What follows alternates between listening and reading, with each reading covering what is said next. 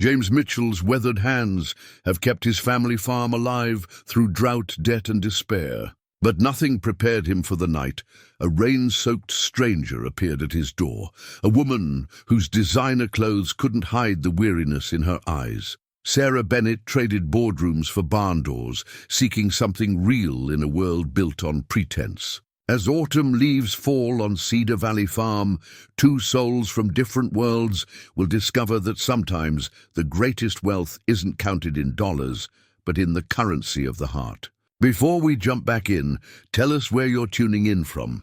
And if this story touches you, make sure you're subscribed, because tomorrow I've saved something extra special for you. The morning sun cast long shadows across Cedar Valley Farm as James Mitchell walked his fields, each step heavy with the weight of generations. The crisp autumn air carried the scent of approaching rain, but it wasn't enough. Not nearly enough. For the withering corn that stretched out before him like a silent army of dying soldiers. His calloused fingers brushed against the dry stalks, remembering how his father used to say you could hear the corn growing on warm summer nights if you listened closely enough. These days, the only sound was the crunch of dead leaves under his boots and the distant rumble of thunder that promised more than it would deliver. The certified letter from First State Bank sat unopened in his back pocket, though he didn't need to read it to know what it said. The same words had been coming for months now, each deadline more final than the last. In the distance, his father's old barn stood as a testament to better days, its faded red paint peeling like old scabs from weathered wood. James had been meaning to repaint it for 3 seasons now, but there was always something more urgent: a broken tractor, a failing irrigation pump, another bill marked "Final Notice" in angry red letters. He reached the edge of the eastern field and stopped, watching the morning light paint the horizon in shades of pink and gold. This land had been in the Mitchell family for 4 generations. His great-grandfather had cleared it with nothing but an axe and stubborn determination. His grandfather had survived the Dust Bowl by planting windbreaks that still stood as gnarled sentinels along the property line. His father had modernized, taking loans for equipment that had seemed like salvation at the time. And now here stood James, 43 years old, with dirt in his blood and bankruptcy at his door. The letter crinkled in his pocket as he pulled it out, finally breaking the seal. The bank's tone was professionally apologetic. "Despite our previous accommodations, regret to inform you, payment in full required within 90 days. The words blurred together, but the number at the bottom remained crystal clear: $247,893.42. A bitter laugh escaped his throat, startling a pair of crows from their perch on the old oak tree. $250,000. Might as well be asking for the moon. The sound of an engine struggling brought his attention back to the present. Old Blue, the '85 tractor he'd named for its original color, though it was more rust than blue now, was coughing to life under Miguel's patient handling. The older man had worked these fields alongside James's father, and now he was the only hired hand James could still afford to keep on part-time. "She's got a few more days in her," Miguel called out as James approached, though they both knew. The tractor was running on prayers, and Miguel's mechanical wizardry more than anything else. "Like all of us," James replied, managing a smile that didn't quite reach his eyes. He patted the tractor's worn metal flank, feeling the familiar vibration of its uneven idle. "Dad always said everything's got an expiration date. Guess we're all just trying to prove him wrong." Miguel's weathered face creased with concern as he caught sight of the letter in James's hand. "More bad news from the suits?" "Just the same old song." James folded the letter carefully and tucked it away. "We've got work to do. That storm front's moving in faster than predicted. Need to get as much of the North Field harvested as we can before it hits." They worked through the morning, the old tractor groaning in protest as they pushed it to its limits. James kept one eye on the darkening sky and another on the yield monitor, its numbers telling a story of drought and hardship in stark digital clarity. Even the good sections were coming in at barely half of what they needed. By early afternoon, the wind had picked up, carrying the first fat drops of rain. James watched them hit the dusty ground, leaving little craters in the dirt.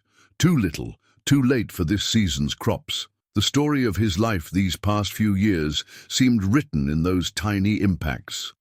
Always close, but never quite enough. The thunder was getting louder now, no longer a distant threat, but an immediate promise.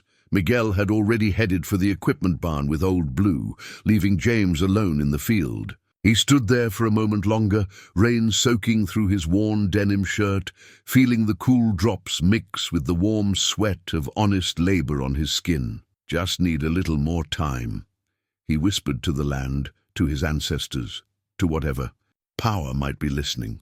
Just a little more time to make this right. The wind carried his words away into the gathering storm, and James Mitchell, fourth-generation farmer, sole owner of Cedar Valley Farm and keeper of a dying dream, turned toward home, unaware that destiny was about to arrive on his doorstep, wearing designer boots and carrying secrets that would change everything. Sarah Bennett stood at the floor-to-ceiling windows of her penthouse office, 52 stories above Manhattan, watching her face reflected against the cityscape below. The woman staring back at her wore Chanel, carried herself with practiced grace, and looked every bit the corporate heiress she was supposed to be. She was also, Sarah knew, completely invisible. "Miss Bennett?" Her assistant's voice crackled through the intercom. "Your father is here for the board meeting, and Mr. Pierce's office called again about the engagement announcement." Sarah's fingers tensed against the cool glass. Bradley Pierce III, merger genius, social media darling, and her father's hand-picked choice for the perfect corporate marriage. The man who had never once asked what she wanted because it hadn't occurred to him that her wants might differ from his own. "Tell them I'll be there in a moment," she replied, her voice steady despite the storm building in her chest. Her gaze drifted to the Wall Street Journal on her desk, where her father's latest quote blazed from the front page: "Bennett Enterprises to announce historic merger." The article didn't mention that she was the merger's missing piece, the human. Collateral in a $10 billion deal. The boardroom humidity hit her like a wall as she entered, 20 pairs of eyes turning to track her movement. Her father, Richard Bennett, dominated the head of the table. His silver hair and steel blue eyes, a reminder of where she'd inherited her own. He didn't smile as she took her seat, but then he rarely did these days. "Now that we're all here," he began, his tone carrying the slight edge that always accompanied her almost lateness, "let's discuss the future of Bennett Enterprises." Sarah let the familiar corporate vocabulary wash over her. Synergy, market penetration, shareholder, value, while her mind wandered to the small box hidden in her desk drawer. Inside lay a prepaid phone, a stack of cash, and an ID that didn't bear the Bennett name. She'd been adding to it slowly over months, building her escape route one piece at a time. "Sarah?" Her father's voice cut through her thoughts. "Perhaps you'd like to share your thoughts on the merger timeline?" She straightened, smiled the smile that had graced a dozen magazine covers. "Of course. The preliminary numbers suggest a Q4 completion would maximize tax advantages, assuming all parties are in agreement." Richard nodded, satisfied with her performance. That's all it had ever been to him, a performance, a role she was born to play. Even now he was probably congratulating himself on how well he'd prepared her for this life. The meeting dragged on, but Sarah barely heard it. Her attention kept drifting to the weather app on her phone, tracking the storm system moving up the East Coast. In 12 hours, it would hit New York. In 13, Sarah Bennett would disappear. That evening, she moved through her apartment with practiced efficiency, filling a single backpack with necessities. The rest, the designer wardrobe, the art collection, the life built to someone else's specifications, she left untouched. Let them wonder why she'd run with nothing. Her father's voicemail came just as she was checking her escape route one final time. "Sarah, Bradley's people sent over the engagement announcement draft. We'll review it over breakfast tomorrow, 7 a.m., usual place, don't be late. She closed her eyes, memorizing his voice. It would be the last time she heard it for a while. I'm sorry, Dad, she whispered to the empty room, but I can't live someone else's story anymore. The news would break tomorrow. Bennett Heiress missing. They would check the airports, the high-end hotels, her friends' vacation homes. They wouldn't think to look for her on back roads and small towns, places where the Bennett name meant nothing. Sarah Bennett stepped into the gathering storm, her expensive boots clicking against wet pavement one last time. She had no destination in mind, no plan beyond escape. All she knew was that somewhere between here and the horizon, she hoped to find something real. She didn't know about Cedar Valley Farm yet, didn't know about weathered hands and honest eyes and the kind of wealth that couldn't be measured in dollars. But destiny had a map she couldn't see, and it was already leading her there, one raindrop at a time. Lightning split the sky over Cedar Valley Farm, illuminating the rain-swept landscape in harsh bursts of electric blue. James stood at his kitchen window, watching the storm rage across his fields when he saw the headlights. They weaved erratically. Along his access road, a pair of dim halos struggling through the downpour. No one should be out in weather like this, especially not on his remote stretch of country road. He grabbed his rain jacket and flashlight, already moving toward the doctor when he heard the engine sputter and die. The wind nearly took the screen door off its hinges as he stepped onto the porch. His flashlight beam cut through the darkness, finding the outline of a small rental car now stranded in the middle of his driveway. As he watched, the driver's door opened, and a figure emerged into the storm. She was clearly not dressed for rural Kansas weather. The lightning revealed designer clothes plastered against her body, dark hair whipped wild by the wind.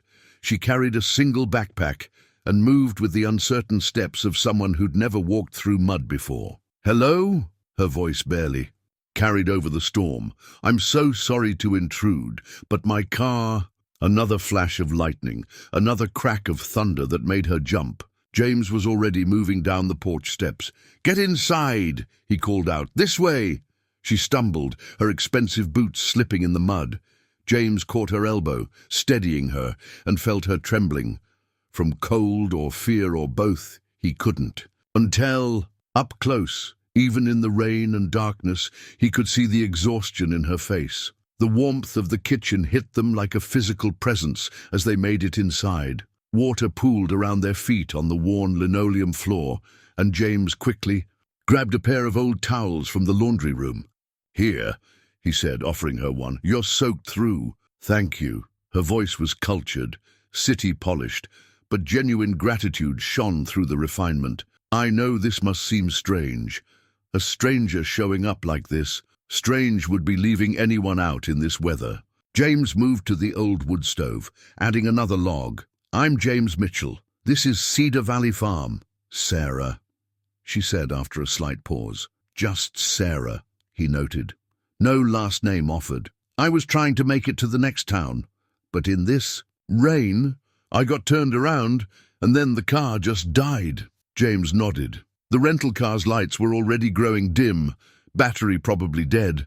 They wouldn't be getting it started again tonight. "You can stay here until the storm passes," he said. "Spare room's small, but it's dry." Relief softened her features, making her look younger, more vulnerable. "I don't want to impose. Out here, we don't leave folks stranded." James moved to a cabinet, pulling out an old quilt his mother had made years ago. The faded pattern still held memories of summer afternoons and quiet hands piecing fabric into art. "It gets cold at night. This will help." Sarah touched the quilt gently, her fingers tracing the patterns. "It's beautiful. Family heirloom. My mother's work. She said every quilt tells a story." He hesitated, then added, "She passed 5 years ago." Something in Sarah's expression shifted, a flash of shared understanding. "My mother died when I was 12, she said softly. "Sometimes I think I'm still looking for pieces of her in everything I do." The storm raged outside, but in the kitchen's warm light, a moment of connection bridged the space between them. Two strangers, each carrying their own weights, finding unexpected sanctuary on a rain-swept night. James cleared his throat. "Let me show you to the spare room. Bathroom's down the hall if you want to get cleaned up. I might have some old sweats that would be warmer than those wet clothes." "That would be wonderful." She followed him down the hallway, her wet boots leaving tracks on the wooden floor. James noticed she tried to step carefully, mindful of the mess she was making. The spare room was small but neat, with a twin bed and a window that looked out over the eastern fields. James's mother had decorated it years ago, and he'd never had the heart to change anything. The old dresser still held some of his sister Karen's clothes from her occasional visits. "Make yourself at home," he said, stepping back. "I'll find those sweats and leave them outside the door. Kitchen's always open if you get hungry." "Thank you, James." She turned to him, clutching her backpack like a shield. "For everything." He nodded, understanding that she meant more than just the room and clothes. Sometimes people needed a place to hide from more than just storms. Whatever Sarah was running from, she'd found temporary shelter here. After leaving the promised sweats, James returned to the kitchen. He put on a pot of coffee, knowing sleep would be elusive tonight. Through the window, lightning still illuminated his struggling fields, but for the first time in weeks, his thoughts weren't consumed by impending foreclosure and failed crops. Instead, he found himself wondering about the woman down the hall, with her city clothes and careful words, who carried sadness like a familiar companion. She was a mystery that had blown in with the storm, and tomorrow would bring its own revelations. But for tonight, two souls had found unexpected refuge from their respective storms, under a roof that had sheltered 4 generations of Mitchells and their guests. His mother's quilt would keep Sarah warm, and the rain would keep falling. And sometimes that was enough. Dawn arrived at Cedar Valley Farm in gentle brush strokes of pink and gold, painting the rain-washed world anew. Sarah woke to unfamiliar sounds, a rooster's crow, the distant lowing of cattle, and the creak of old wood adjusting to morning warmth. For a moment, she lay still in the narrow bed, letting her city-trained senses adjust to the symphony of rural life. The borrowed sweats were soft with age, nothing like her usual silk pajamas, but somehow more comfortable for it. She'd slept better than she had in months, lulled by the rain and the quiet security of this forgotten corner of Kansas. A mechanical cough drew her to the window. Outside, James was already at work, wrestling with an ancient tractor that seemed more rust than machine. Even from here, she could read the frustration in his movements as the engine wheezed and refused to turn over. Sarah dressed quickly in yesterday's clothes, now mostly dry but wrinkled beyond salvation. Her phone showed no service, a reality that should have terrified her, but instead felt like freedom. No missed calls from her father, no urgent emails about the merger, no messages from Bradley asking about China patterns. The kitchen floor creaked under her feet as she entered. James had left coffee brewing, its rich aroma filling the space. A note sat propped against the pot. "Help yourself." Back after morning chores, she found a mug in the dish rack and poured herself coffee, noting how the morning light caught the chip in its rim. Everything here felt worn but well-loved, used but treasured. So different from her world of constant replacement and upgrade. The screen door's spring announced James's return. He carried 2 empty fuel cans and wore an expression that spoke of mechanical defeat. "Morning," he said, managing a tired smile. "Sleep okay?" "Better than I have in ages," Sarah admitted. "Though I feel useless just standing here. Is there anything I can do to help?" James hesitated, clearly weighing her designer clothes against farm work. "You don't have to—" "Please," she interrupted. "I want to learn, to help, even if I'm terrible at it." Something in her voice must have convinced him. "All right. First lesson, feeding chickens. Though those boots of yours—" Sarah looked down at her mud-caked designer footwear and laughed. "They're already ruined. Might as well put them to good use." The chicken coop sat behind the barn, a humble structure that housed 24 hens and one very proud rooster. James demonstrated the morning routine, checking water levels, collecting eggs, spreading feed. Sarah watched intently, determined to prove herself useful. Her first attempt at collecting eggs ended with 2 casualties, the shells cracking in her too careful grip. "I'm so sorry," she began, but James was chuckling. "We all start somewhere," he said, showing her how to curl her fingers properly. Gentle but confident, like you're holding something precious but not afraid of it. The next egg made it safely to the basket. Sarah felt an absurd surge of pride at such a simple accomplishment. In her other life, she closed million-dollar deals without breaking a sweat, but here, successfully collecting 1 egg felt like a greater victory.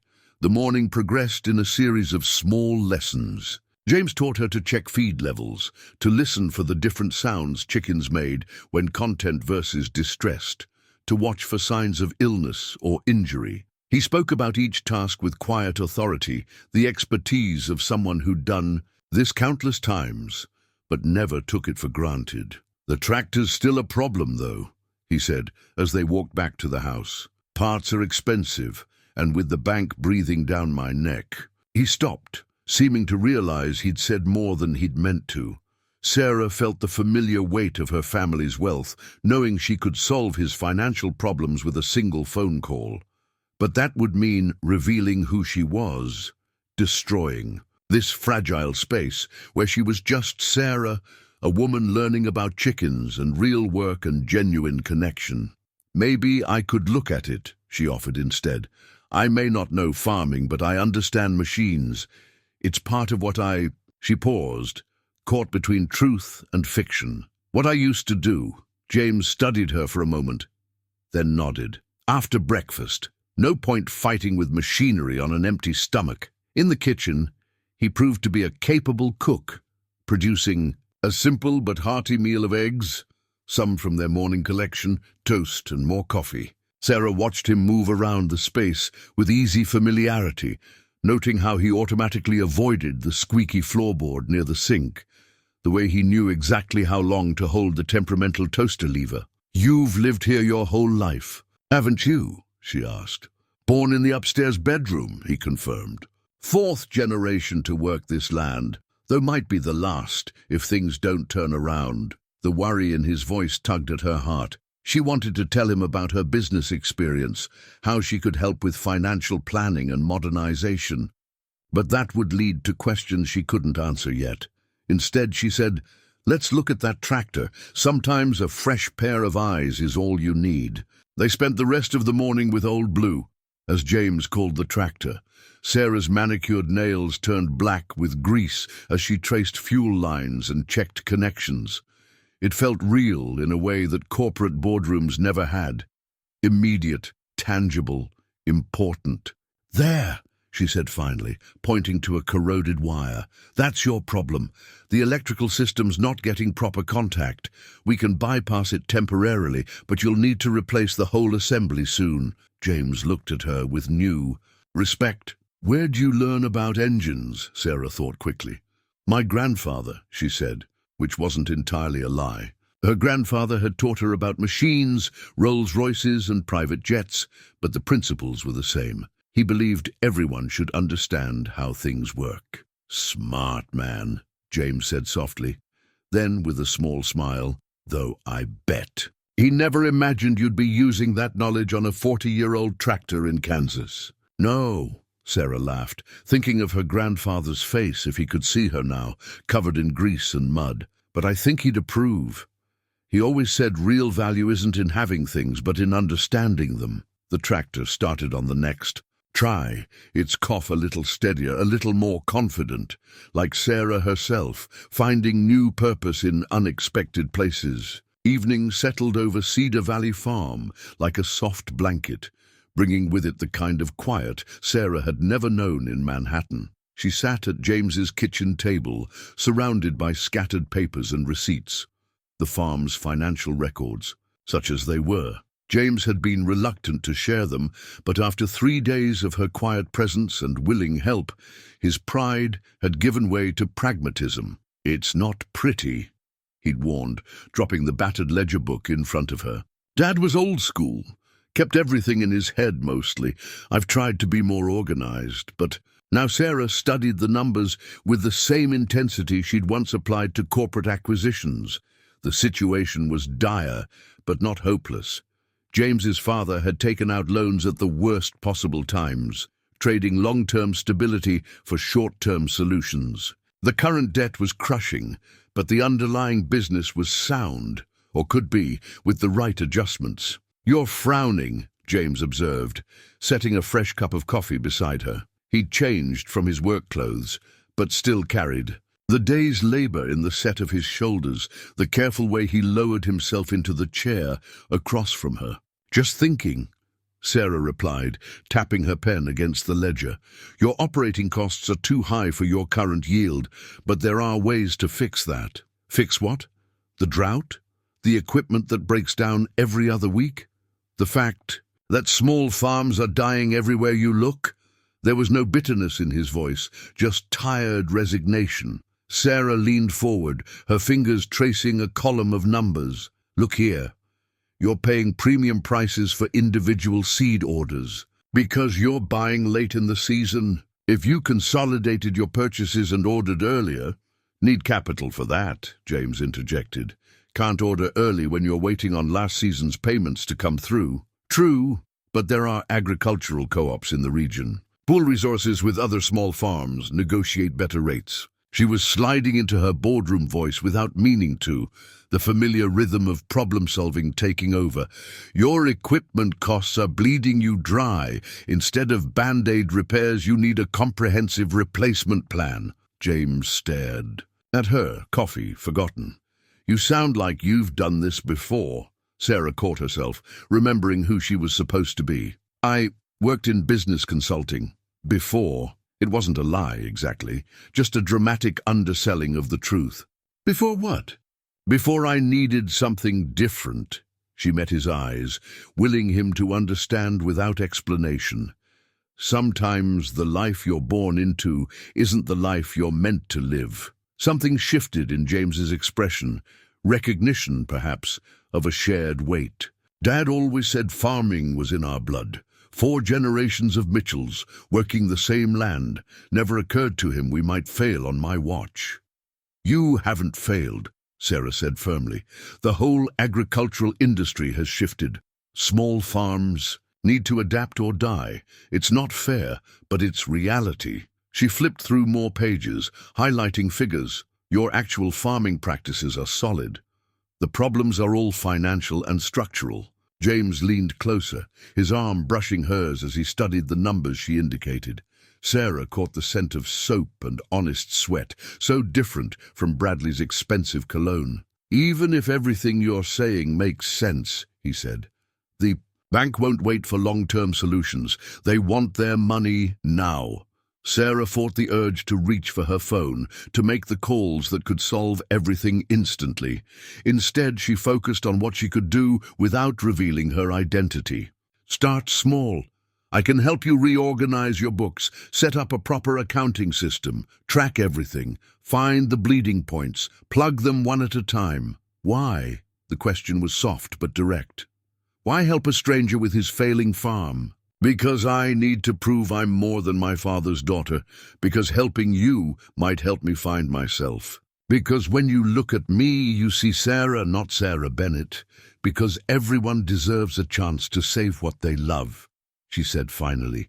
"And because you took in a stranger on a stormy night, no questions asked." James studied her face for a long moment. Sarah felt the weight of his gaze, saw the questions he wasn't asking. Finally, he nodded. "All right, show me what you're thinking." They worked late into the night, Sarah teaching James basic accounting principles while he explained the rhythms and realities of farm life. She learned about crop rotation and soil management.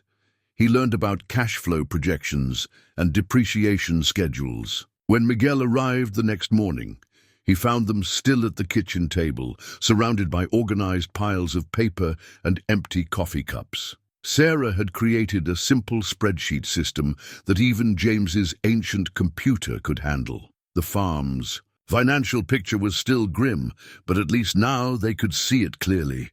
"Get any sleep?" Miguel asked, amusement crinkling the corners of his eyes. James stretched, his back popping. "Sleep's overrated.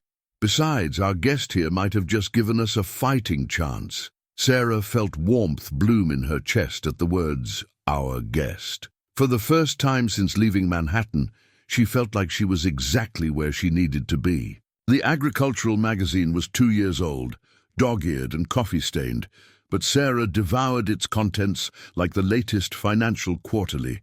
She sat cross-legged on the porch swing, the morning sun warming her shoulders as she read about sustainable farming practices and modern irrigation techniques.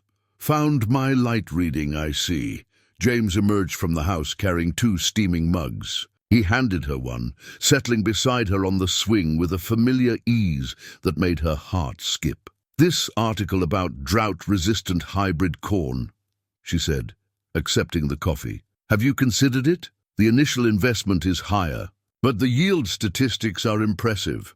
James took a sip of his coffee, his shoulder brushing against hers as the swing swayed gently. "Thought about it, but switching seed types is risky. One bad season with expensive seed could sink us completely. Or save you." Sarah turned to face him, tucking one leg beneath her. "Look at these numbers." Farms in similar climate zones reported yields up to 40% higher during drought conditions. Combined with the water management system I mentioned, the one that costs as much as a new truck? But he was smiling now, the morning sun catching the silver threading through his dark hair. "You don't think small, do you? Can't afford to think small anymore?" Sarah gestured at the field stretching out before them. "The world's changing, James. Small farms that stick to traditional methods are disappearing, but the ones that adapt, that find their niche, they're thriving." He studied her face with an intensity that made her want to look away. "You're full of surprises, you know that? A week ago, you couldn't collect eggs without breaking them. Now you're talking about agricultural innovation like you've studied it your whole life." "I'm a quick study." Sarah buried her face in her coffee cup, using it as a shield. "And I've always been interested in sustainable business practices." It wasn't a lie. She'd pushed for environmental initiatives at Bennett Enterprises, though her father had usually overruled her. "Miguel thinks you're some kind of corporate angel sent to save us." James's tone was light, but his eyes were searching. "Says no ordinary person knows this much about business and machinery." Sarah's heart stuttered. "Miguel gives me too much credit." "Does he?" James set his coffee down, turning to face her fully. "Because I've been thinking. The way you handle numbers, your understanding of market forces. You're not just someone who worked in business consulting. You're more than that." The moment stretched between them, fraught with unspoken questions. Sarah could feel her carefully constructed story fraying at the edges. "James, you don't have to tell me," he said quietly. "We all have our reasons for starting over.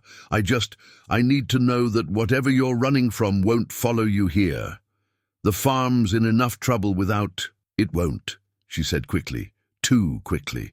"I mean, I haven't done anything wrong. I'm just trying to find something real, something that matters." James was silent for a long moment, just the creak of the swing and the distant sound of Miguel starting up Old Blue. Finally, he nodded. "All right, then show me more about this hybrid corn."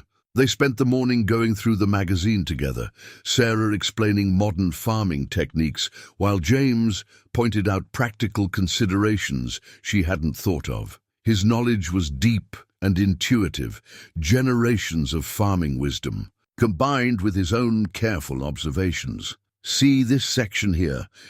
She pointed to a diagram of soil management zones. "You could divide the North Field into test plots. Try the hybrid corn in the areas with the best drainage. Stick with traditional. Seed in others. Spread the risk." "Could work," James admitted, though we'd need better soil analysis than my stick-your-hand-in-and-see method. Sarah's mind raced with possibilities. There are labs that do comprehensive soil testing. We could get quotes, compare services, always with the business approach. But his tone was fond, appreciative. You know, when you showed up that night, I thought you were just a lost city girl who'd taken a wrong turn. Now look at you, planning to revolutionize Cedar Valley Farm. Is that a bad thing? No. James reached out, tucking a strand of hair behind her ear that had escaped her ponytail. The touch was gentle, almost unconscious, but it sent electricity through her. No, it's not a bad thing at all. Sarah held her breath, aware of how close they were sitting. How easy it would be to lean just a little closer. James's hand lingered, near her face, his expression softening into something that made her heart race. The moment was broken by the sound of Miguel's truck horn.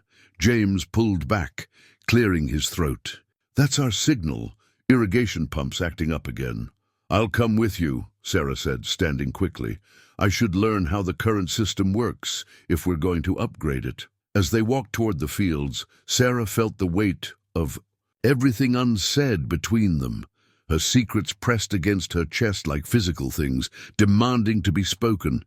But for now, she focused on the matter at hand, saving this farm, helping this man who'd taken in a stranger and was slowly stealing her heart. She didn't notice James watching her, didn't see the way his eyes tracked her movement with a mixture of growing affection and careful concern.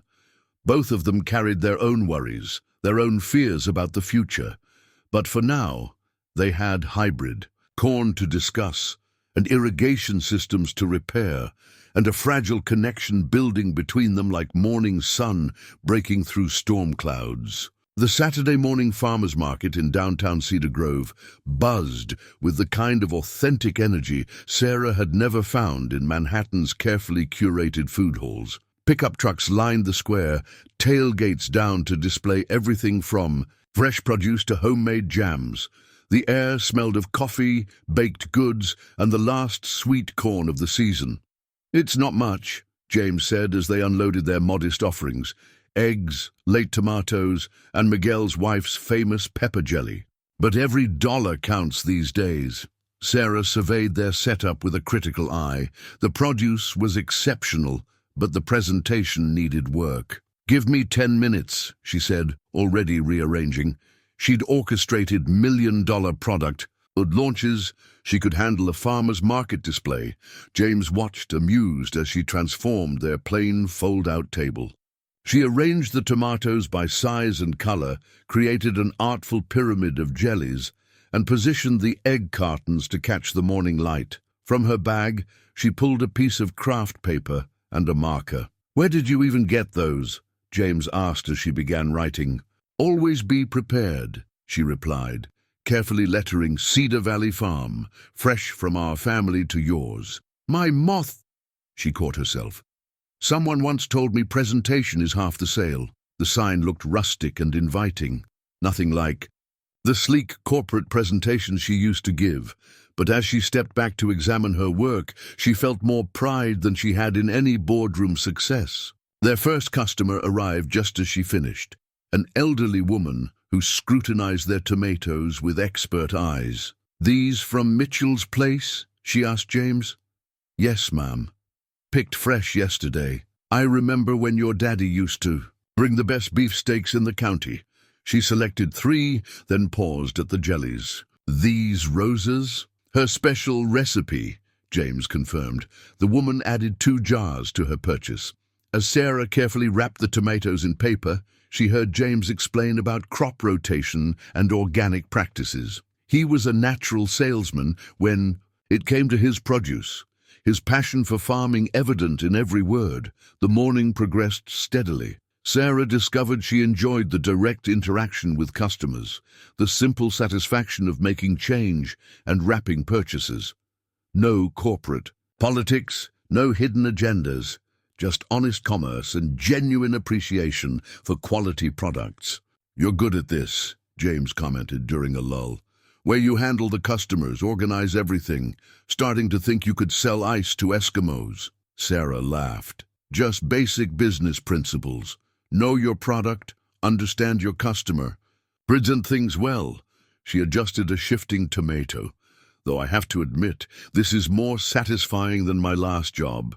"Yeah? What exactly was—" "Oh my God!" A sharp voice cut through the market buzz. "Is that Sarah Bennett?" Sarah's blood froze. She turned slowly to see a well-dressed woman squinting at her from 3 stalls down. Linda Morrison, one of her father's business associates' wives. They'd served on the same charity boards in Manhattan. "Sorry?" Sarah pitched her voice slightly lower, grateful for her ponytail and worn jeans. "I think you have me confused with someone else." Linda frowned, taking a step closer. "I could have sworn. I just saw you in the society pages last month at the Metropolitan Gala." "I'm Mary," Sarah said quickly. "Mary Collins. Just helping out at my friend's farm." She felt James's curious gaze but didn't dare look at him. Linda looked unconvinced but nodded. "My mistake. Though you look remarkably like— well, never mind. Do you have any more of those tomatoes?" Sarah's hands shook slightly as she helped Linda select produce, maintaining her Mary persona through sheer willpower. When the woman finally moved on, Sarah released a breath she hadn't realized she was holding. "Friend of yours?" James's voice was carefully neutral. "No, just a misunderstanding." Sarah busied herself rearranging their dwindling stock, avoiding his eyes. "Mary Collins? James, please." She finally looked at him, seeing the questions in his face. I'm not ready to explain everything." He studied her for a long moment, then nodded slowly. "All right. But Sarah, or Mary, or whoever you are, if you're in some kind of trouble—" "I'm not," she assured him quickly. "I promise, I just need time, need to figure some things out for myself." The rest of the market passed in a blur of transactions and small talk. Sarah felt exposed now, hyper-aware of every passing face, but no one else seemed to notice the runaway heiress selling tomatoes and eggs. As they packed up, Sarah saw James slip the craft paper sign into his truck with unusual care. "Thought we might use it again," he said when he caught her watching. "Unless Mary Collins is planning to disappear too?" There was no accusation in his tone, only gentle teasing mixed with genuine concern. Sarah touched his arm lightly. "Thank you for not pushing." "Everyone's got their stories," he replied. "When you're ready to share yours, I'll listen. Until you then," he gestured at their empty table, "you make one hell of a farm stand manager." On the drive home, Sarah watched the Kansas landscape roll past, so different from Manhattan's steel and glass canyons. She'd come here looking for something real, something true. Instead, she'd found someone real and true, someone she was lying to with every passing day. The weight of her secret felt heavier than ever, but the memory of James's understanding, smile gave her hope. Maybe, when the time was right, the truth wouldn't destroy everything they were building. Maybe, just maybe, there was room in this simple, honest life for a complicated story like hers. 2 weeks had transformed Cedar Valley Farm in ways both subtle and profound. The test plots Sarah had suggested were beginning to show promise, thin green shoots pushing through dark soil in perfect rows. The new accounting system had already identified 3 areas where they could cut costs without compromising quality. But the most significant change was harder to quantify. It lived in the way James smiled more easily now, in the comfortable rhythm they'd developed working side by side. "Look at this," Sarah called out, kneeling beside the hybrid corn section. The morning dew had soaked through her jeans, but she didn't care. "The germination rate is almost perfect." James crouched beside her, his shoulder brushing hers as he examined the sprouts. "Better than the traditional seed," he admitted, "though we'll see how they handle the heat once summer really hits. The soil moisture sensors are showing good readings." Sarah pulled out her tablet, a purchase she'd justified as a business expense, though James had raised his eyebrows at the technology. "The new irrigation system is working exactly as planned, all thanks to our mysterious business consultant." His tone was light, but Sarah caught the underlying question that always lingered between them now. Since the farmer's market incident, James had been careful not to press about her past, but his curiosity was evident. Sarah focused on the tablet screen, pretending to study the data. The farm's doing the work. I'm just suggesting improvements. Uh-huh. James reached out, brushing a strand of hair from her face. The gesture was becoming familiar, yet it still sent her heart racing. And those suggestions just happened to be exactly what a struggling farm needs, along with the business contacts. You mysteriously have the understanding of high-level agriculture technology. James, I'm not pushing, he said softly. Just observing that you're either the most overqualified farm consultant in Kansas, or there's one hell of a story you're not telling. Sarah met his eyes then, seeing the warmth there, the acceptance despite his questions. Would it matter? If I told you everything, would it change what we're doing here? Depends on the story, I suppose. He stood, offering her his hand. She took it, letting him pull her to her feet. But I'm starting to think there's not much that could change how He paused, seeming to catch himself. How I feel about the work we're doing. The moment stretched between them, full of unspoken things. Sarah could feel the truth pressing against her lips, wanting to spill out. But before she could speak, Miguel's truck appeared on the access road. Looks like the new irrigation parts are here, James said, stepping back slightly. Want to help install them? Sarah nodded, grateful for the interruption, yet frustrated by it.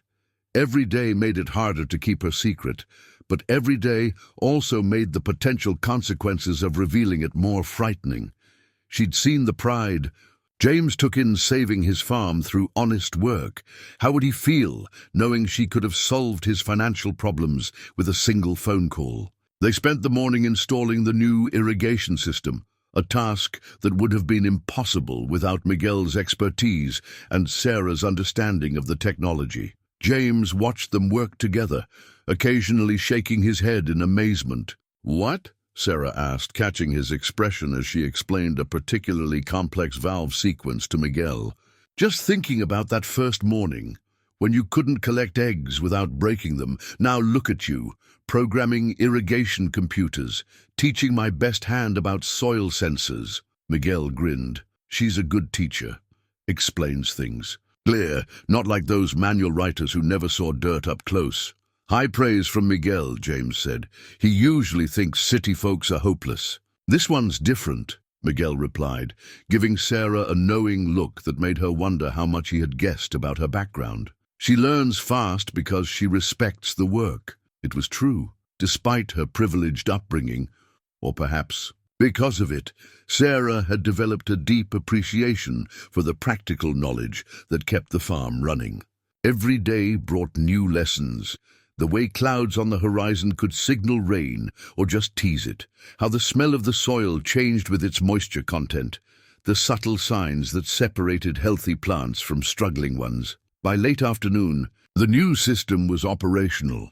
They stood together at the edge of the test plot, watching as the first controlled spray of water arced over the young plants. "Beautiful," Sarah breathed, without thinking. James looked at her rather than the irrigation system. "Yeah," he said softly. "Beautiful." Miguel cleared his throat. "I'll go check the pump house, make sure everything's running smooth."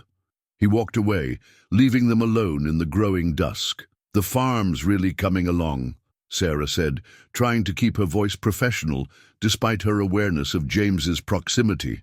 "The new methods, the better organization, everything's pointing toward recovery. It's not just the methods." James turned to face her fully. "It's you, Sarah. You've brought something to this place that it was missing. That I was missing." "James." She couldn't look at him, couldn't trust herself not to reveal everything if she met his eyes. "I know you have your secrets," he continued. "Know there's things you're not ready to share, but I need you to know that whatever they are, whatever brought you here, I'm grateful for it. Grateful for you." The truth rose in her throat like a living thing. She could tell him now, explain everything, but at that moment the irrigation system cycled to its next zone with a mechanical whir, breaking the spell. "We should check the other sensors," she said instead, stepping back slightly. "Make sure everything's calibrated correctly." James nodded, accepting her retreat with grace, but as they walked through the fields in the fading light, Sarah felt the weight of her secret growing heavier with each step. She was helping to save Cedar Valley Farm, yes, but at what cost to her own integrity and to the trust growing between them? The new corn stretched toward the darkening sky, reaching for something higher than itself. Sarah understood the feeling all too well. The old TV in James's living room rarely saw use, but tonight the local news played in the background as they reviewed the farm's updated financial projections. Sarah sat cross-legged on the worn couch, calculator in hand, while James nursed a cup of coffee in his father's ancient recliner. "If the hybrid corn yields match the test results," Sarah was saying, "we could see a 30% increase in revenue next season, combined with the reduced water costs from the new irrigation." In other news, the TV anchor's voice cut through their discussion, the search continues for missing Manhattan heiress Sarah Bennett, whose disappearance 3 weeks ago has sparked widespread speculation. Sarah's calculator clattered to the floor. Her hands went numb as her own face appeared on the screen. Not the Sarah of dirt-stained jeans and messy ponytails, but Sarah Bennett of designer gowns and society galas. The daughter of Richard Bennett, CEO of Bennett Enterprises, was last seen leaving her Manhattan penthouse. Sources close to the family suggest her disappearance may be related to an upcoming merger and her arranged marriage to industrial heir Bradley Pierce III. James sat motionless in his chair, eyes fixed on the screen. Sarah couldn't breathe, couldn't move, couldn't do anything but watch as her carefully constructed world crumbled. A reward of $5 million has been offered for information, leading to her safe return. Anyone with information is urged to contact. The TV clicked off. In the sudden silence, Sarah could hear her own heart pounding. She forced herself to look at James, seeing the mix of emotions playing across his face: confusion, realization, hurt. "James," she whispered, "I can explain." "Sarah Bennett." He said the name slowly, testing its weight. "Of Bennett Enterprises. The missing heiress worth $5 million in reward money. That's not who I am." "Not really." "No?" His voice was carefully controlled. "Then who are you? Because I'm starting to think I never knew." "I'm the same person who's been here helping you save your farm. The same person who learned to collect eggs and fix tractors, and the same person who's been lying to me since the moment we met." James stood abruptly, pacing to the window. "Were you ever going to tell me? Or was this all some kind of, what, rich girl's adventure, slumming it with the simple farmer?" The accusation stung, but Sarah forced herself to stay calm. "It wasn't like that. Nothing about this has been a game to me." "Then what was it?" He turned back to her, and the pain in his eyes was worse than anger would have been. "Because from where I'm standing, it looks like you've been playing pretend, while your family's offering enough money to save 10 farms like this one." "I ran away because they were trying to force me into a merger marriage," Sarah said, standing now too. "My father sees me as a business asset, not a daughter. Bradley Pierce sees me as a trophy wife. I needed to find out who I was beyond the Bennett name." "And did you find out who you are?" "Yes." Sarah took a step toward him, heart pounding. "I found out I'm someone who loves working with her hands, who cares about making things grow, who wants to help people build something real, not just move money around in boardrooms." She took another step. "Someone who's falling in love with a farmer who sees the real me, even if he doesn't know my last name." James went still at her words. For a moment she thought she saw something soften in his expression. Then his gaze fell on the financial projections scattered across the coffee table. "All this time," he said quietly, "all these plans and projections and improvements. You could have just written a check, solved everything with your pocket change. Would you have taken it? That's not the point. It's exactly the point. Sarah moved closer, needing him to understand. I could have thrown money at your problems, yes, but money alone doesn't save farms. Everything we've done here, the hybrid corn, the irrigation systems, the new accounting, it's sustainable. It's real. It's something you built, not something you were given. We built, he corrected softly. Whatever else isn't true, that part is. We built it together. Yes. Hope flickered in her chest, and that's why I couldn't tell you who I was. I needed this, all of this, to be about the work, about us. Not about my name or my money. James ran a hand through his hair, a gesture she'd come to recognize as a sign of internal struggle. $5 million, he said finally. Your father must be worried sick. He's worried about the merger falling apart, about losing control of his narrative. Sarah wrapped her arms around herself. The father who loves me wouldn't try to force me into a loveless marriage for business advantages. And what about me? James's voice was rough. Where do I fit in this story? The simple farmer who taught the runaway heiress about real life? You're the man who showed me what it means to love something enough to fight for it, who taught me that real value isn't in bank accounts but in the soil and sweat and determination. Sarah felt tears threatening but forced them back. You're the first person who ever saw me as just Sarah. Thunder rumbled in the distance, a real storm this time, not just metaphorical ones. James walked to the window again, watching lightning illuminate the clouds over his fields, their fields, as she'd come to think of them. I need time, he said finally, to process all this, to figure out what's real and what isn't. Everything between us is real, Sarah said. That's the one thing in my life I'm completely sure of. He didn't respond, just kept staring out at the gathering storm. Sarah gathered her papers with trembling hands, then paused at the door to his study. For what it's worth, she said softly. These past weeks have been the most honest ones of my life. She left him there, climbing the stairs to her room as the first heavy drops of rain began to fall. In the distance, thunder rolled again, nature's drumbeat counting down to whatever tomorrow would bring. The harvest moon hung low and golden over Cedar Valley Farm, casting long shadows across the newly cut fields. 3 days had passed since the news report, 3 days of careful distance and loaded silences. Sarah and James had continued working. Together, their shared commitment to the farm outweighing personal turmoil, but something had shifted between them, a delicate balance of hurt, understanding, and unspoken feelings. Tonight, they were bringing in the last of the test plot, corn before the predicted frost. The old radio in the barn played soft country music while they worked, its signal crackling with static that somehow made the music more poignant. Sarah moved through her tasks with the confidence of someone who'd done them 100 times, no longer the lost city girl who'd arrived in the storm. Looking good, James said, examining the yield monitor on Old Blue. Hybrids outperforming traditional seed by almost 40%. The moisture content is perfect too. Sarah tried to keep her voice professional, though standing this close. To him in the moonlight made her heart ache. The new drying system is paying for itself already. James nodded, making a note in the logbook. Her influence again, the careful tracking of data that would help with next season's planning. If she was still here next season, if he still wanted her to be. Miguel says we'll finish tonight, he said, not meeting her eyes.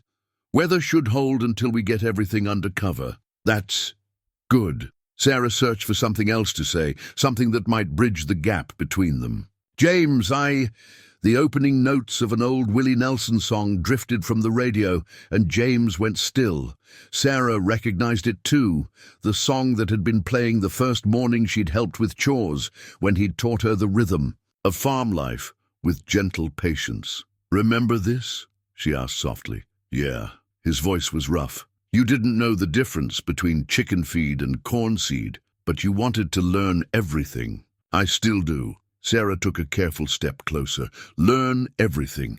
Be part of everything here. James finally looked at her then, really looked at her, and the emotion in his eyes made her breath catch. Even now, when you could go back to Manhattan, back to, I don't want Manhattan. The words came out fierce, certain. I don't want penthouses or galas or mergers. I want early mornings and honest work and, she swallowed hard, and you, if you can forgive me. The music swelled around them, Willie singing about second chances and hearts finding their way home. James moved closer, close enough that Sarah could see the silver threading through his dark hair in the moonlight. I understand why you didn't tell me, he said quietly. Been thinking about it these past few days. If I'd known who you were from the start, you would have treated me differently. Maybe. Probably. His hand came up to brush her cheek, the familiar gesture making her eyes sting with tears. But Sarah Bennett, or just Sarah, you've become something I can't imagine this farm without.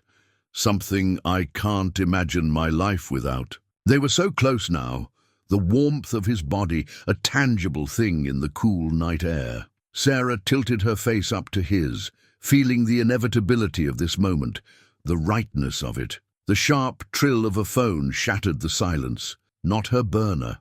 Phone, carefully disposed of weeks ago. This ring came from James's pocket, the farm's landline forwarded to his cell for emergencies.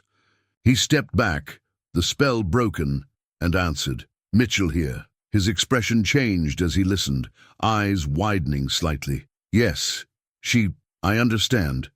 No, I haven't. Yes, sir. I'll tell her. Sarah's heart stopped. She knew before he ended. The call, knew from the way he couldn't quite meet her eyes. Your father, he said simply. Someone at the farmer's market recognized you from the news, called the tip line. He's on his way here. Tonight. The world tilted sideways. Sarah grabbed the tractor for support, feeling the solid metal ground her. How long? His private jet's landing at the regional airport in an hour. He'll be here by midnight. All her carefully constructed peace, the life she'd been building here, seemed to crumble around her. I could run again, she whispered. Find somewhere else to... Sarah. James's voice was gentle but firm. You can't hide forever. I know. She straightened up, drawing on the strength she'd found here on the farm. But I'm not the same person he sent that merger contract to. I'm not going to just fall in line with his plans anymore. No, James agreed. And there was pride in his voice now. You're not. You're stronger than that now. The radio still played. Softly now, a song about standing your ground and fighting for what matters. Sarah looked out over the moonlit fields at the evidence of their shared work and shared dreams. Will you? She hesitated, then forced herself to continue. Will you be here when he comes? James took her hand, his calloused fingers intertwining with hers. Every step of the way, they stood together in the harvest moonlight, watching. The last load of corn fill the truck, listening to the music drift across the fields. Soon, Richard Bennett's helicopter would shatter this peace with city noise and city demands. But for now, they had this moment, this honest connection between two people who'd found each other against all odds. The moon watched, golden and knowing, as Sarah Bennett and James Mitchell prepared to face whatever came next, their fingers still linked, their hearts beating in time with the rhythm of the land they both loved. The sound of helicopter blades shattered the night's peace, a harsh intrusion of city power into Cedar Valley Farm's quiet world. Sarah stood on the porch, James a solid presence beside her, as the aircraft descended onto the east field. Her father had always known how to make an entrance. The man who emerged from the helicopter walked as if he owned the ground beneath his feet, which, Sarah reflected bitterly, he probably thought he soon would. Richard Bennett's bespoke suit looked absurdly out of place against the farmland. Backdrop, his Italian leather shoes collecting dust as he strode toward the house. Sarah, his voice carried across the yard, practiced and controlled. This little adventure of yours has gone far enough. She felt James tense beside her, but kept her own voice steady. Hello, Father. You're a long way from Manhattan. Too long. Richard reached the porch steps, his sharp gaze taking in her worn jeans, her work boots, the calluses on her hands. Do you have any idea what your disappearance has cost? The merger is hanging by a thread. Bradley's family is threatening to pull out. The board is questioning my leadership. I'm sorry. The inconvenience of my personal autonomy has affected your business plans. Richard's eyes narrowed at her tone. This isn't a game, Sarah. You have responsibilities, obligations, a life waiting for you in New York. No, Sarah said quietly. I have a life here. For the first time, Richard seemed to notice James's presence. His assessment was swift and dismissive.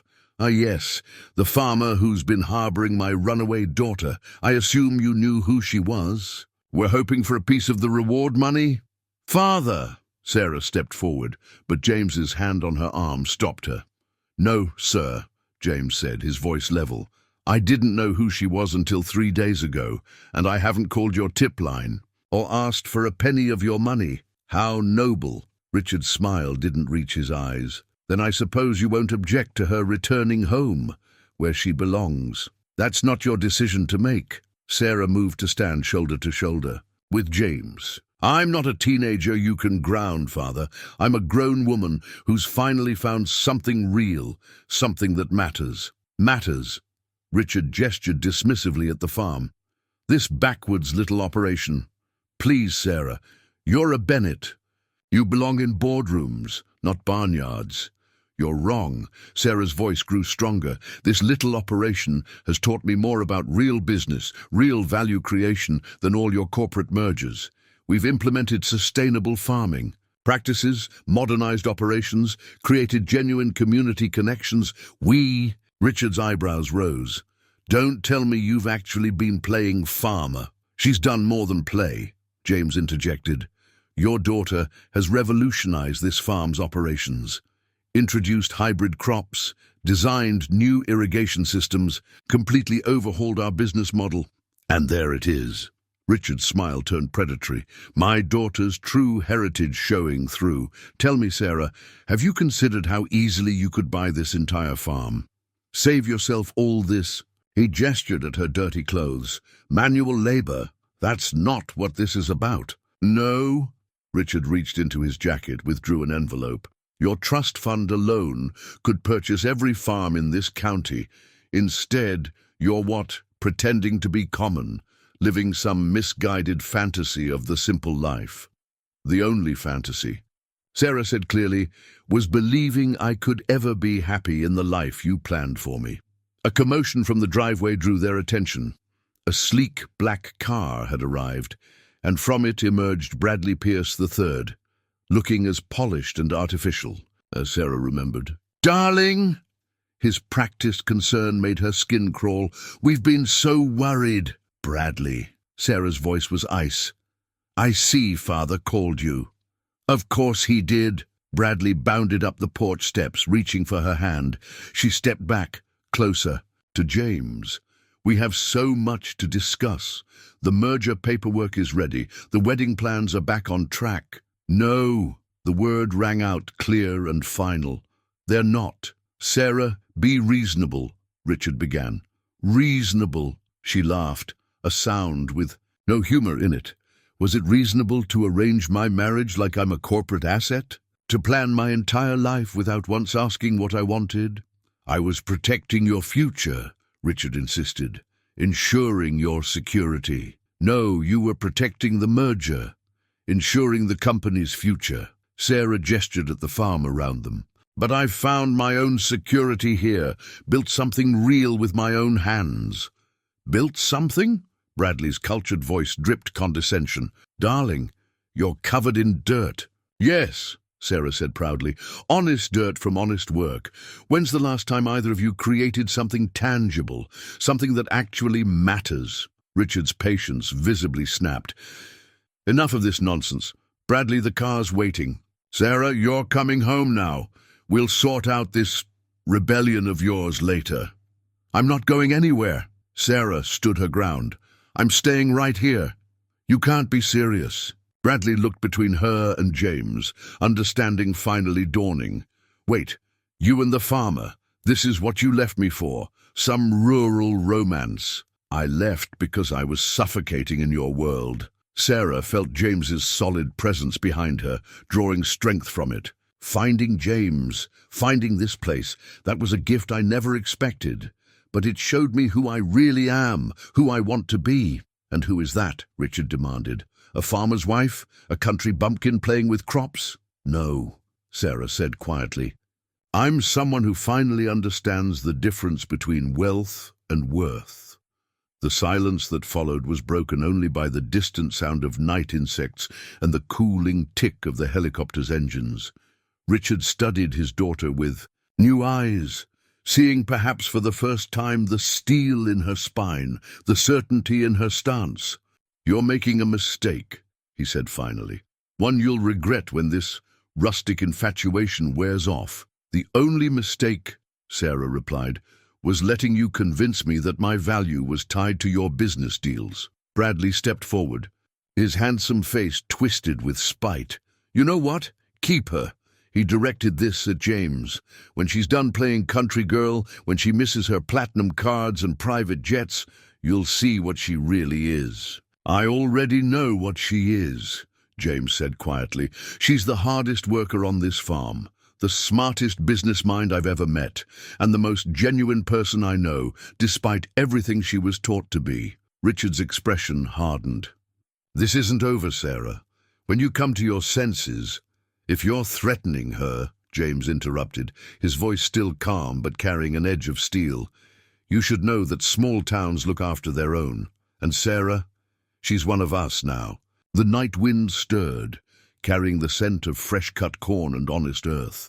Sarah felt it brush her face like a caress, nature itself taking her side. Goodbye, father, she said firmly. Give my regrets to the board. The sound of the helicopter faded into the distance, but its echoes seemed to linger in the heavy silence that followed. Sarah stood motionless on the porch, her hands gripping the railing so tight her knuckles showed white. Behind her, the screen. Dara creaked, James giving her space, giving her time. She couldn't look at him yet, couldn't face whatever judgment or disappointment might be in his eyes. The night air felt thick with all the things unsaid between them, all the complications her true identity had brought to their simple world. They'll be back. Her voice sounded strange to her own ears. My father doesn't give up easily, especially not when there's money involved. Sarah. Just her name, spoken softly, but it pulled her around to face him. James stood in the doorway, his expression unreadable in the porch's dim light. Behind him, through the window, she could see their financial projections still spread across the kitchen table, their shared work, their shared dreams, now overshadowed by the reality of who she really was. I should go, she said suddenly. Pack my things, find somewhere else to... She trailed off, realizing she had nowhere else she wanted to be. Running again? There was no accusation in his voice, only gentle questioning. Isn't that what I do best? The bitterness in her laugh surprised her. Sarah Bennett, professional runaway. First from an arranged marriage, now from... From what? James stepped closer, close enough that she could see the concern in his eyes. From the life you've built here. From the work you love. From me. Her heart clenched at the last word. I've complicated everything. The press will find out where I am now. They'll descend on Cedar Valley like locusts. Your quiet life, your privacy, it'll all be gone because of me. Our life, he corrected quietly, our privacy.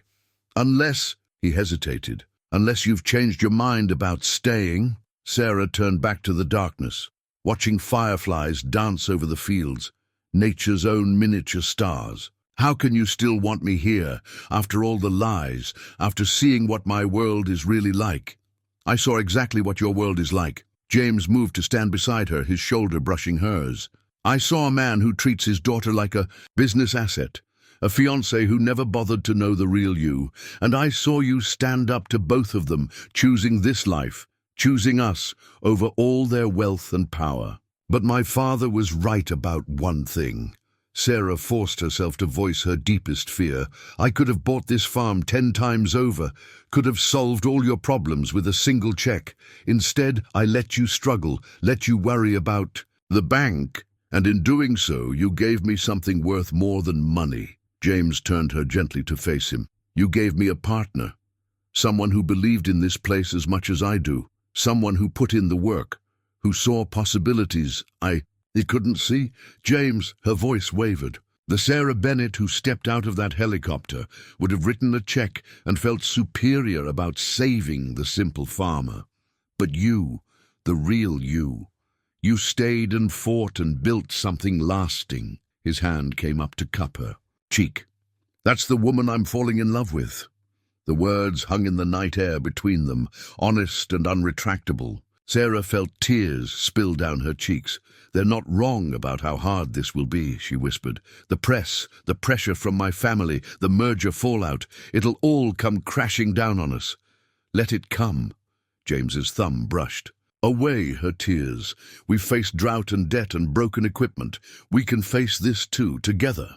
She looked past him to the kitchen window again, seeing their half-finished projects, their shared dreams scattered across every surface. The harvest monitor she'd helped install, the soil analysis reports they'd studied together, the calendar, where they'd mapped out next season's crop rotation. I don't want to leave, she admitted finally.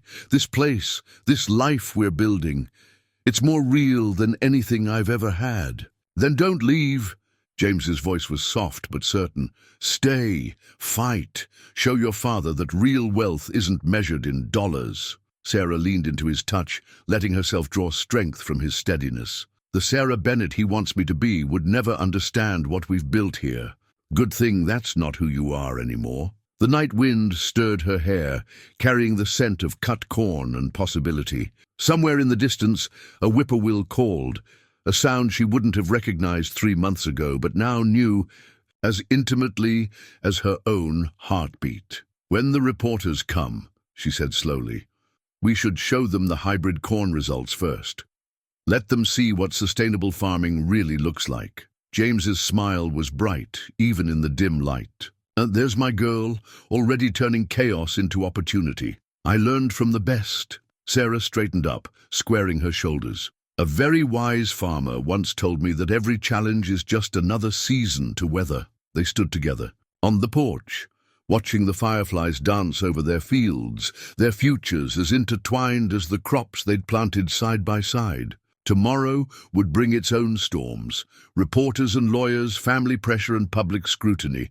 But tonight they had this moment of certainty, this shared understanding that some things were worth fighting for. The half-finished projects in the kitchen could wait until morning.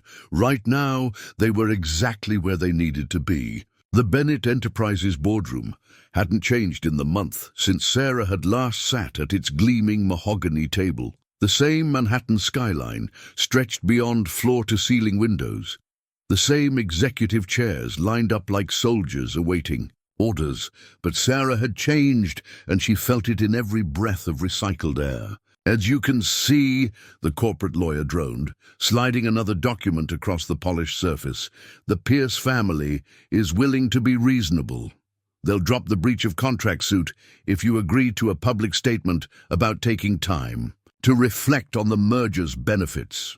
Sarah glanced down at her hands, soil still stubbornly embedded beneath her nails, despite her best efforts to appear corporate polished. Just yesterday, those hands had helped deliver a calf in Cedar Valley's south pasture. Now they were expected to sign away her truth. And the farm? She asked, keeping her voice level. What about James Mitchell's property? The lawyer's smile was practiced perfection. Your father has graciously offered to purchase the land at twice its market value. Mr. Mitchell would be more than compensated for any inconvenience. The word choice made her jaw clench. 3 days of emergency board meetings, of being shuttled between lawyers and PR specialists, had taught Sarah that her entire life at Cedar Valley was being rewritten as a temporary aberration. A wealthy heiress's rustic adventure, nothing more. The farm isn't for sale. She stood smoothing her borrowed suit. She'd refused to unpack her old corporate wardrobe. And neither am I. Miss Bennett. The lawyer's tone suggested he was speaking to a particularly stubborn child. Your father's patience won't last forever. The longer this situation continues, the more damage it does to both families' reputations. Sarah walked to the window, looking down at the city she'd once thought was the center of the universe. Somewhere in Kansas, James would be starting the morning chores. She could picture him in the pale dawn light, his movements sure and purposeful, everything about him real, in a way this glass and steel world could never be. "Do you know what real damage is?" she asked, not turning around. "It's watching small farms die because they can't compete with corporate agriculture. It's seeing generations of knowledge and tradition vanish because no one values them properly." She faced the lawyer again. "The only damage here is to outdated systems that prioritize mergers over meaning." Very poetic. Her father's voice came from the doorway. Richard Bennett entered like he owned the room, which technically he did. But poetry doesn't pay bills or satisfy shareholders. "No," Sarah agreed. "Hard work does. Innovation does. The kind of sustainable practices we're developing at Cedar Valley." "Enough," Richard's command cut through the air. "This farming fantasy has gone on long enough. You have responsibilities here, Sarah, to this company, to our family name. I have responsibilities at Cedar Valley too. To the land, to the community, to James." "Ah, yes, your farmer." Richard's smile was cold. "Tell me, does he know about the trust fund you've been ignoring? The one that vests on your 30th birthday next month?" Sarah felt her chest tighten. She hadn't told James about the trust fund. Hadn't told him about a lot of things that her father was now weaponizing. "Money isn't everything," she said quietly. "No," Richard raised an eyebrow. "Then you won't mind if I freeze your accounts? Cancel your cards? After all, if you're so committed to the simple life, is that supposed to scare me?" Sarah lifted her chin. "I haven't touched those accounts since I left. Haven't missed them either. And what about your mother's foundation? The charitable works you've championed? All those causes you claim to care about?" Richard pressed his advantage. "Hard to fund education initiatives and medical research on a farmer's income." The blow landed. Sarah had poured herself into her mother's legacy projects, carrying forward the kindness and generosity that Richard Bennett had never understood about his late wife. "There are other ways to make a difference," she said, but her voice wavered slightly. "Are there?" Richard moved closer. "You've always had a good head for business, Sarah. Think this through. With the merged companies, with Bradley's connections, think of the good you could do, the impact you could have." Sarah closed her eyes, remembering the look on James's face when they'd saved that struggling calf yesterday. The pure joy of creating life, of nurturing growth, of building something real. "I am having an impact," she said firmly. "Every day at Cedar Valley, we're developing sustainable farming practices that could help hundreds of small farms survive. We're proving that traditional agriculture can adapt and thrive without selling out to corporate interests." "And you think your farmer understands any of this?" Richard scoffed. "The global implications, the financial complexities? James understands more than you think." Sarah gathered her papers, tucking them into her simple leather bag, another piece of her new life that looked out of place in this setting. "He understands that real value isn't just about profit margins, that some things are worth fighting for." "Sarah," her father's voice softened, turning persuasive, "you're my daughter. Everything I've built, everything I've done, it's all been for you." "No." Sarah headed for the door. "It's been for you, for your legacy, for your vision of who I should be. But I'm not that person anymore." "If you walk out that door," Richard called after her, "there's no coming back. No more safety net, no more Bennett name to open doors." Sarah paused in the doorway, thinking of the early mornings and hard work waiting for her in Kansas, of James's quiet strength and honest love, of the life they were building together, one harvest at a time. "Good," she said, and walked away from her old world without looking back. The final foreclosure notice arrived on a Tuesday morning, its official letterhead stark against the pile of local farming catalogs and seed company flyers. James stood at the kitchen counter, reading it for the third time, while Sarah paced the worn linoleum floor. 96 hours, he said finally, his voice hollow. They're giving us 96 hours to come up with the full amount. Sarah stopped pacing, her fingers twisting the simple silver chain she'd taken to wearing instead of her old designer jewelry. There has to be a way. The hybrid corn results were better than projected. The new irrigation system is already showing. Returns, not fast enough. James tossed the notice onto the counter. Bank doesn't care about long-term sustainability. They want their money now. The morning sun streamed through the kitchen window, highlighting the progress they'd made together. New accounting software hummed on the laptop they shared. Agricultural. Research papers were scattered across the table. The whiteboard they'd installed was covered with crop rotation plans and yield projections. A future that might never come to pass.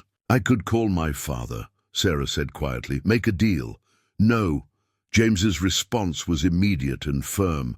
We're not giving him that power over you, over us. But if it saves the farm, at what cost? James turned to face her, his eyes intense. You think he'll just write a check and walk away?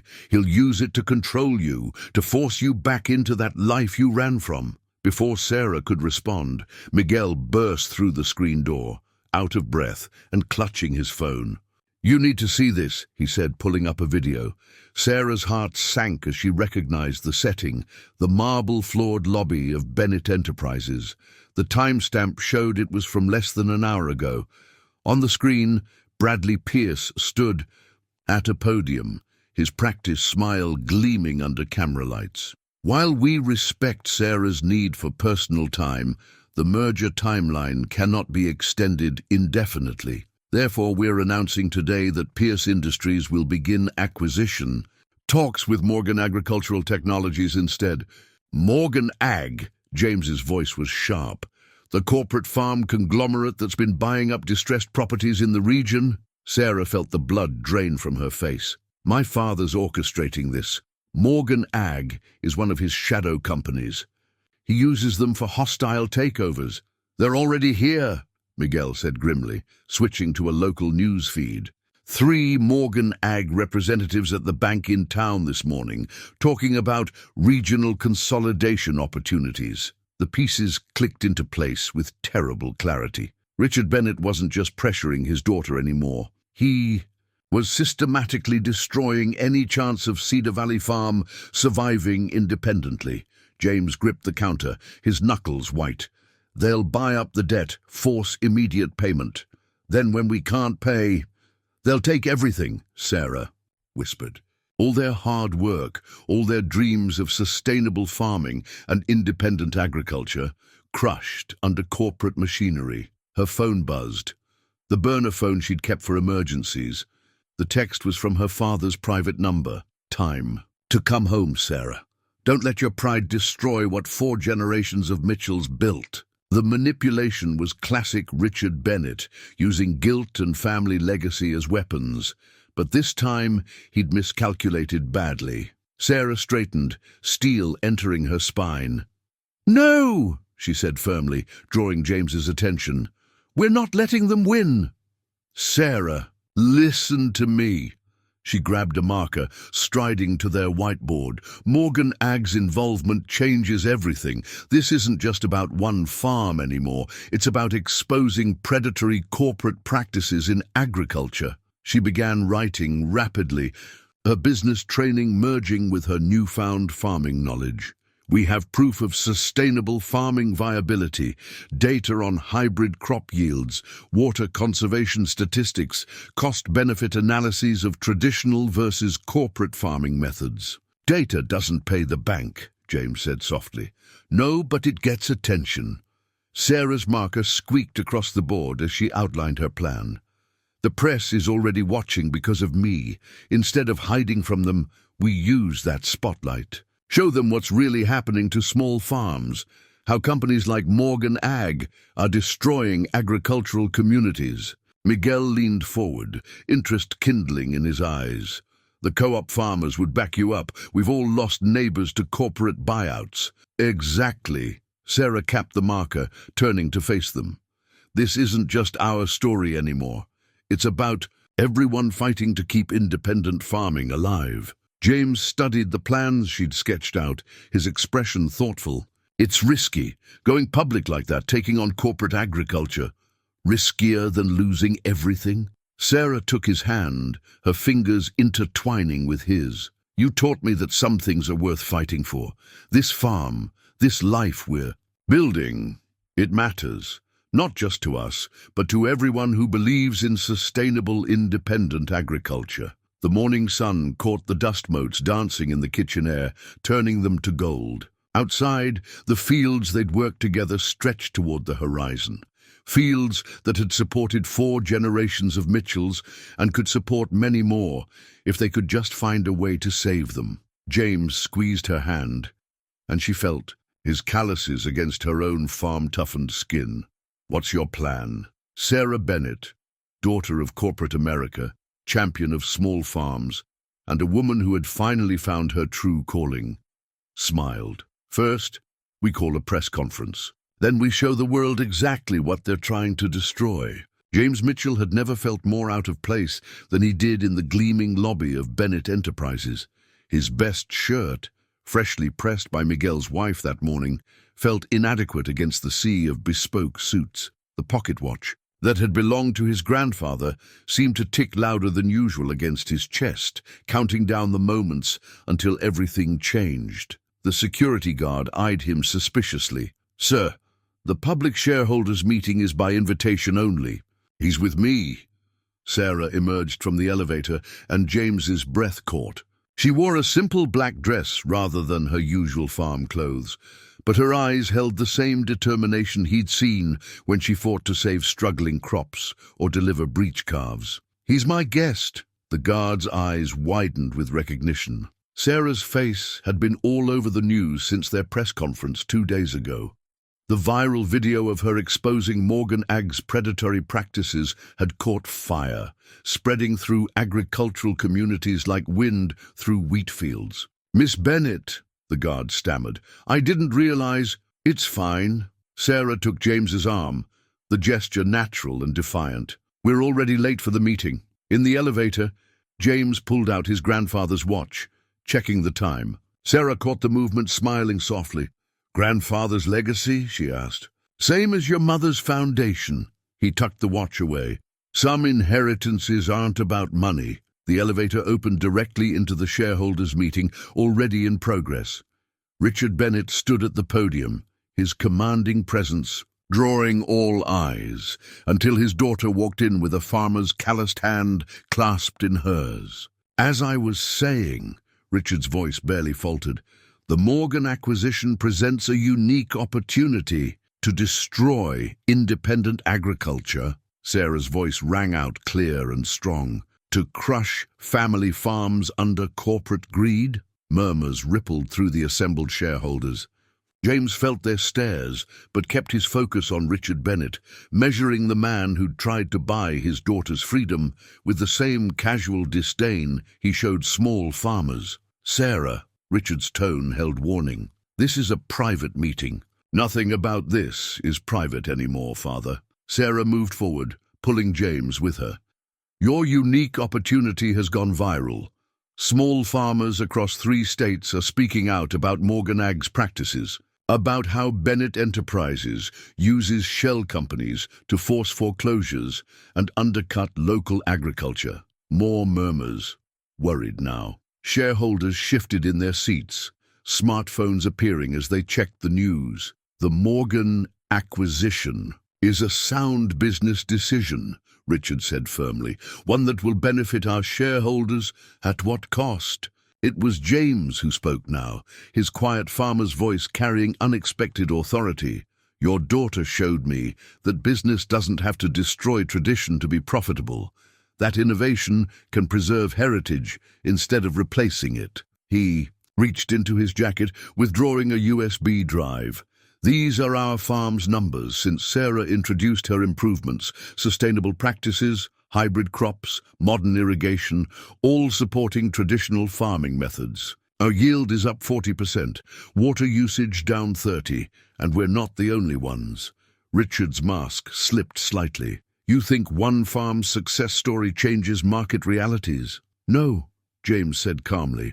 I think 100 farms' success stories change market realities. Sarah's video didn't just expose Morgan Ag, it connected small farmers across the region.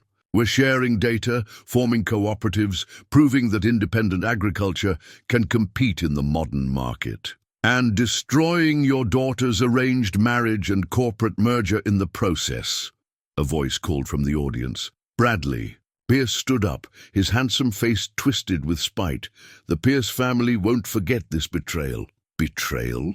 Sarah laughed, the sound rich with genuine amusement. Bradley, you never wanted to marry me. You wanted to merge with my name, my connections. Just like this Morgan deal isn't about agricultural improvement, it's about control. She turned to address the shareholders directly. My father taught me to understand market forces, to recognize opportunities. Well, here's a real opportunity. Bennett Enterprises could lead the revolution in sustainable agriculture. Instead of destroying small farms, we could partner with them, provide resources, technology, support, while preserving their independence and traditional knowledge. James watched the shareholders' reactions, seeing interest kindle in their eyes. These were business people, yes, but they understood innovation, recognized potential. The numbers don't support, Richard began, but Sarah cut him off. The numbers support exactly this. She gestured to James's USB drive. Cedar Valley Farm is just one example. Imagine scaling these improvements across thousands of independent farms, creating a network of sustainable, profitable agricultural partnerships. Bradley scoffed. And I suppose your farmer here would help lead this agricultural revolution? Yes. Sarah's voice held absolute certainty. Because James Mitchell understands something you never will, Bradley. Success isn't just about profit margins. It's about building something that lasts, something real. James felt the weight of his grandfather's watch against his chest, generations of farming wisdom meeting modern innovation. He thought of Sarah that first morning, determined to learn despite her broken eggs and muddy designer boots, of how she'd seen the potential in his struggling farm, just as he'd seen the authentic heart beneath her polished exterior. Mr. Bennett, he said quietly, addressing Sarah's father directly, you raised a daughter who understands both worlds, corporate strategy and honest work. Instead of trying to force her back into a box she's outgrown, why not let her build a bridge between them? Richard Bennett looked at his daughter, really looked at her, perhaps for the first time since she'd run away, saw the strength in her stance, the certainty in her eyes, the quiet confidence she'd found working the land. The shareholders waited, smartphones recording as father and daughter faced each other across the divide between old money and new vision. The future of Bennett Enterprises, of small farms across America, hanging in the balance. The autumn sun painted Cedar Valley Farm in shades of gold and amber as Sarah and James stood before the newly installed sign at their property entrance. Cedar Valley Agricultural Innovation Center, it read, with a Mitchell-Bennett partnership in smaller letters below. Your father's lawyers outdid themselves with the paperwork, James said, his arm around Sarah's waist. Never seen a business structure quite like this one. That's because it didn't exist before. Sarah leaned into his embrace, remembering the weeks of negotiation that had followed the shareholders' meeting. Independent ownership with corporate backing, traditional methods enhanced by modern technology. We're writing our own rules. The sound of approaching vehicles drew their attention. A convoy of pickup trucks made its way down their access road, each bearing the name of a different local farm. The first regional meeting of their agricultural cooperative was about to begin. Ready for this? James asked softly. Sarah straightened her simple blazer, a compromise between corporate polish and farm practicality. Born ready. The kitchen table had been replaced by a proper conference setup in the converted barn, but they'd kept the old coffee pot. Sarah had insisted on it, knowing some traditions were sacred. Miguel's wife, Rosa, had laid out her famous pastries alongside. The professional catering, bridging old ways and new. Farmers filed in. Men and women who'd worked the land for generations, who'd seen neighbors forced out by corporate agriculture, who'd watched their children leave for easier lives in the cities. They carried notebooks and tablets, skepticism and hope in equal measure. "Welcome to Cedar Valley," James began, his quiet authority drawing their attention. "What you're about to see isn't just about saving one farm. It's about revolutionizing how independent agriculture survives in the modern world." Sarah stepped forward, pulling up their presentation. The Bennett-Mitchell model is simple. Each farm maintains complete operational independence while accessing shared resources, modern equipment co-ops, bulk purchasing power, technology sharing, all without losing your individual identity. "And Bennett Enterprises," called out Frank Wilson, whose family had farmed neighboring land for 3 generations. "What do they get out of this?" "A guaranteed supply chain of sustainably grown, high-quality produce," Sarah answered. "Access to traditional farming knowledge that corporate agriculture can't replicate. And proof that profit doesn't have to come at the expense of heritage." She clicked through slides showing Cedar Valley's results: hybrid crops thriving in traditional fields, water conservation systems that respected natural landscapes, profit margins that proved small farms could compete in the modern market. "My father taught me to recognize good investments," Sarah continued. "But James taught me that the best investments aren't just about money. They're about building something lasting, something real." The meeting stretched into evening, filled with questions, discussions, and cautious hope. One by one, farmers, who'd arrived skeptical, began to see the possibility of a future where their children might want to continue their legacy. As the sun set, Sarah found James standing by the old oak tree, watching their guests depart. "Penny for your thoughts," she said, slipping her hand into his. "Thinking about my grandfather." He pulled out the old pocket watch, its surface catching. "The fading light. Remember the day you asked me if I'd consider selling the farm, letting your father buy us out? You said some things aren't for sale." "I was right." He turned to face her, his eyes serious. "But I was also wrong. Because some things aren't about buying or selling. They're about building something new while keeping what matters." Sarah touched the watch gently. "Like keeping grandfather's timepiece while installing state-of-the-art equipment? Like falling in love with a corporate heiress who knows more about sustainable farming than most agricultural experts." His smile was tender. "Who would have thought the answer to saving traditional farms would come from Bennett Enterprises? Who would have thought the answer to finding myself would come from a struggling farmer in Kansas?" Sarah countered. They looked out over their fields together, fields that would now become a model for independent farms across the country. The evening star appeared above the horizon, bright and clear in the darkening sky. "Your father's still not completely convinced this will work," James said softly. "No," Sarah agreed, "but he's willing to let us try. And that's all we need. A chance to prove that bridges can be built between tradition and innovation, between his world and ours." The new sign caught the last rays of sunlight. The Mitchell and Bennett names united in purpose. Behind them, the barn that had housed generations of farming equipment now held the future of independent agriculture. And between them, in their intertwined fingers and shared vision, lay the proof that love could indeed bridge any divide. 1 year later, Cedar Valley Farm bloomed under a perfect spring sky. Wild roses climbed the weathered barn walls, their delicate petals contrasting with the sturdy timbers. Garden chairs dotted the east field, where the hybrid corn had first proven Sarah's vision possible, now transformed into an intimate wedding venue. Sarah stood in her old bedroom, now their shared office, wearing a simple white dress that cost less than one of her old designer handbags. Her mother's pearls graced her neck, and her hands, still bearing the proud calluses of farm work, held a bouquet of wildflowers gathered from their own fields. "Ready?" Miguel's wife Rosa asked, adjusting the veil. James is probably wearing a path in the grass out there.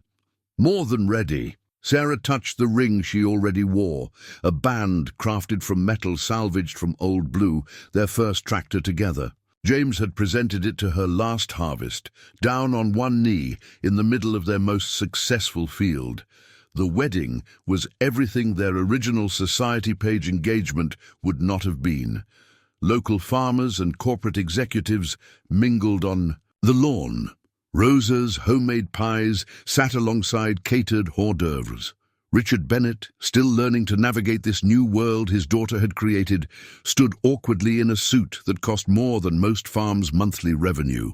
But when the music started, a local string quartet playing alongside a country fiddle, none of those contrasts mattered. Sarah walked down the aisle between rows of silver chairs, past the growing shoots of next season's crops, toward the man who had helped her find her true self. James waited under an arch, woven with prairie grass and roses, wearing a new suit, but the same honest smile she'd fallen in love with. His grandfather's watch chain gleamed against the vest, marking time in a way no designer timepiece ever could. Their vows were simple, spoken from hearts that had learned to bridge worlds. They promised to nurture growth in their love, their land, and their shared vision, to weather storms together, to find strength in their differences, to keep building something real.